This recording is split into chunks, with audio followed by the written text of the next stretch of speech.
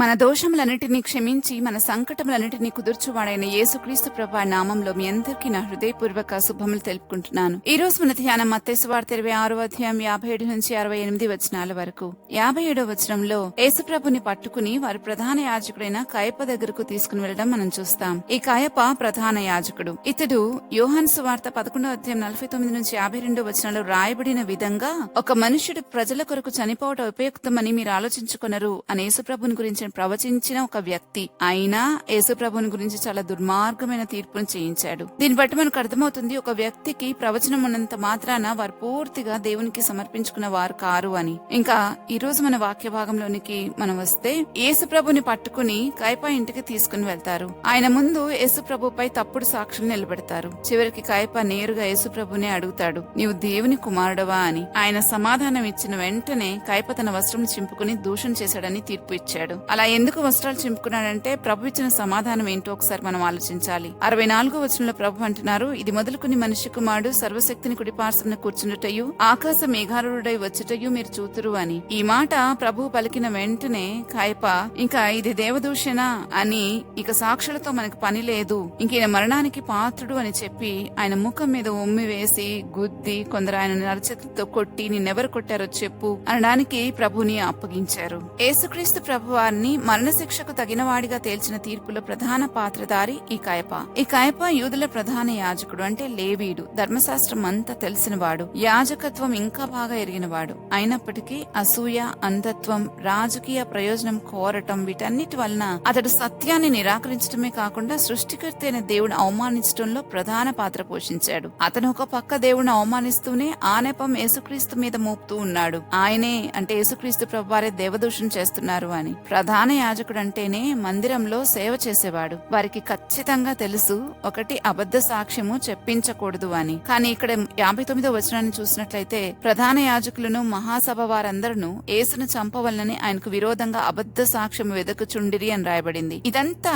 కయప చేయడానికి కారణం ఏంటంటే వారు యేసు ప్రభు దేవుని కుమారుడని ఒప్పుకోవడం ఇష్టం లేదు. ఆయన దేవుడిగా అంగీకరించడం వారికి ఇష్టం లేదు. కనుక వారి యొక్క నమ్మకం ఏదైతే ఉందో, ఈయన దేవుని కుమారుడు కాడు, ఈయన దేవుడు కాడు అనే నమ్మకం ఏదైతే ఉందో అదే కరెక్ట్ అని నిరూపించడానికి చేసిన పని ఇదంతా. నేడు లోకంలో కూడా ఇలాగే జరుగుతుంది. తాము నమ్మిందే రైట్ అని నిరూపించడానికి ప్రయత్నిస్తారు. ఒకవేళ అది కాదని ఎవరైనా చెప్పినా లేదా వారి నమ్మకాన్ని ప్రూవ్ చేయలేకపోయినా ఎంతటి కిరాతకానికైనా వెనకాడరు. ఆ రోజు ఏం జరిగిందో ఈ రోజుకి ఇప్పటికీ అదే జరుగుతుంది. మనం నమ్మింది కరెక్ట్ కాదేమో అని చెక్ చేసుకోవడం ప్రతి ఒక్కరికి చాలా కష్టమైన పని, అది నచ్చని పని కూడా. ఆనాటి లేవీలంతా కలిసి అంటే యాజకులంతా కలిసి యేసుప్రభుని అవమానించి చాలా హింసించి దూషించారు. ప్రభు ఇదంతా కూడా ఓర్చుకున్నారు. ఎందుకు భరించారో వాక్యం చెప్తుంది. హెబ్రీయులకు రాసిన పత్రిక 12వ అధ్యాయం 2వ వచనంలో యేసుప్రభువు తన ఎదుట ఉంచబడిన ఆనందము కొరకై అవమానమును నిర్లక్ష్య పెట్టి సిలువను సహించి అని అక్కడ చదువుతాం.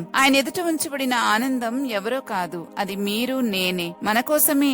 ఆయనే తప్పు చేయకపోయినా ఆయన మీద నేరం మోపినప్పుడు ఆయన చాలా మౌనంగా ఉన్నారు. ఎందుకంటే ఆయన చూస్తూ ఉన్నారు మన యొక్క రక్షణ కార్యాన్ని. మనం ఎంత సంతోషంతో తర్వాత మనం బ్రతకగలుగుతామో ఆ రక్షణ పొందుకున్న వారందరూ కూడా చెప్పనసఖ్యమైన మహిమాయుక్తమైన సంతోషంతో బ్రతకడం ఆయన చూస్తున్నాడు. అది ఆయనకు సంతోషం. మన సంతోషాన్ని చూడాలని ఆయన ఆ రోజు తన ఎదుట ఉంచబడిన సంతోషం మనల్ని చూస్తూ ఆయన వాటన్నిటినీ భరించాడు. కానీ ఈ రోజు మన పరిస్థితి ఏంటి మనం ఒకసారి ఆలోచించుకోవాలి. ఆయనది ఏ తప్పు లేకపోయినా ఆయన మీద నేరం మోపినప్పుడు ఆయన చాలా మౌనంగా ఉన్నారు. మనమైతే మన తప్పు ఉన్నప్పటికీ కూడా మనం మౌనంగా ఉండలేం. ఇక తప్పు లేనప్పుడు సరాసరి లోకంలో అందరు ఇలానే ఉంటారు. కానీ దేవుని పిల్లలైతే ఎలా ఉండాలని వాక్యం చెప్తుందంటే పేతురు రాసిన మొదటి పత్రిక 2వ అధ్యాయం 20వ వచనంలో మేలు చేసి బాధపడినప్పుడు మీరు సహించినట్లా అది దేవునికి హితమగును, ఇందుకు మీరు పిలువబడుతురి అని. అంటే మనదే తప్పు లేనప్పుడు కూడా ఎవరైనా మనల్ని అవమానించినా బాధ పెట్టినా దాన్ని కూడా మనం సహించగలగాలి అని వాక్యం మనకు చెప్తూ ఉంది. దేవుడు అంటే మన ప్రభు అయిన యేసుక్రీస్తు కూడా ఆ విధంగానే చేశారు. ఆయన న్యాయంగా తీర్పు తీర్చు తండ్రికి తనని తాను అప్పగించుకున్నారు. కాబట్టి మనం కూడా తీర్పు తీర్చే పని దేవునిదని తెలుసుకుని న్యాయంగా తీర్పు తీర్చే దేవునికి మనల్ని మనం అప్పగించుకుంటే చాలు. ప్రభు అయిన యేసుక్రీస్తు వారు మన కోసమే ఈ అవమానాన్ని భరించి నిశ్శబ్దంగా శిలువ కార్యాన్ని ముగించారు. ఆయనను అనుసరించే వారమైన మనం కూడా